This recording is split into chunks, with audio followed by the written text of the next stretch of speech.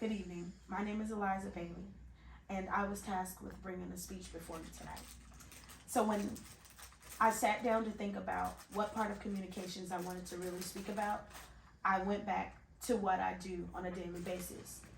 I am a teacher's assistant here in Knoxville, and I get to work with a variety of students from special education to general education. And understanding what a student is telling me is vital to my job. I assist them with day-to-day schoolwork, and I also help out in the cafeteria, just helping them peer mediate.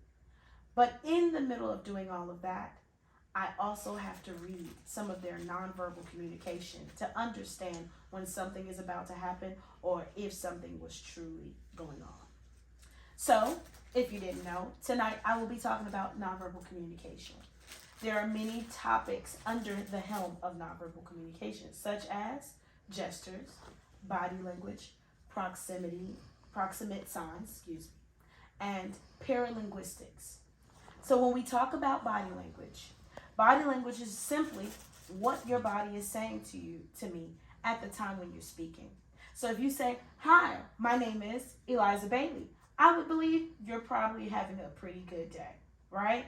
But if you say, "Hi, my name is Eliza Bailey," and you kind of shrink back into yourself, I would kind of wonder if you're doing okay or if you're just having one of those shy moments, right? So then we have things called gestures. These are typically done with facial expressions or with your hands. I speak with a lot of gestures. It's just who I am.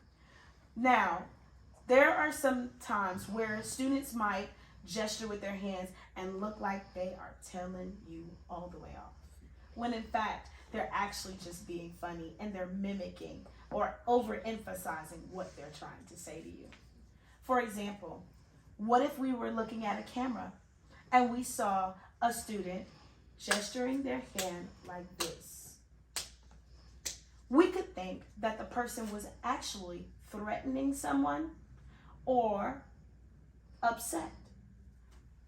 Now, that could be the case, but we would not know if we did not understand if there were verbal cues attached to it as well. Then we have, let's say, later in the day, that student that was gesturing their hand got into a fight with a student that happened to be in the vicinity of them at the time when they made that gesture. We could say for sure they were threatening that child.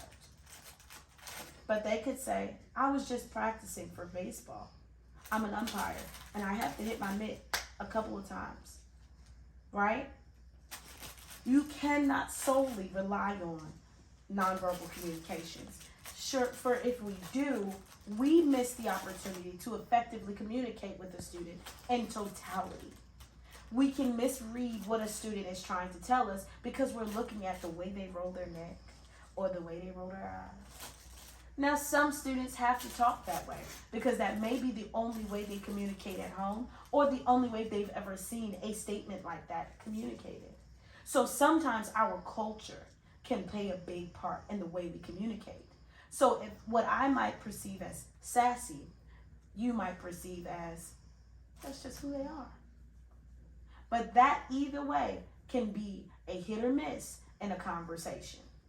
It can make you say, "I want to talk to this person more," or "I'm not having anything else to do with that person," right? So when we talk about paralinguistics, that speaks to the way a word is said. I often say to my students and I often say to my children, it's not what you say, it's how you say it, right? So if someone comes up to you and they say, "You cold," you might look at them and say, "No, I'm pretty warm." But that's not what they meant. They meant that your outfit looked really nice. And that could also speak to the way a word may have many different meanings, right? So just because I said the word cold, my mind might go to frigid. Whereas though your mind might go to, "That's a cute outfit. It looks good." So again, we have to understand a person's kind of culture before we judge what they're saying too closely. Now, I want us to understand that Nonverbal communication is good, but it cannot be the sole purpose of what we understand in a conversation. Because when we rely on that, we tend to mess up. We misread a person's intentions entirely. Have you ever been in a conversation with a person and they started to step back? And you might have thought, you know what, let me wrap this up. They got somewhere to go. But that's not what they were saying. It could go back to that proximate sign. A proximate sign just means I need a perimeter. And my perimeter is a little too close. I don't have enough space to feel comfortable in this conversation. That could go two ways. They can step back or they can move forward.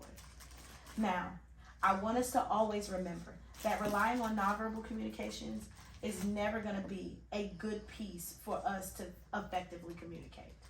I also want to leave you with this quote. Few realize how loud their expressions really are. So be kind with your wordless sayings. Miss Rachel Goodrich stated that, and I just want us to remember it. Thank you.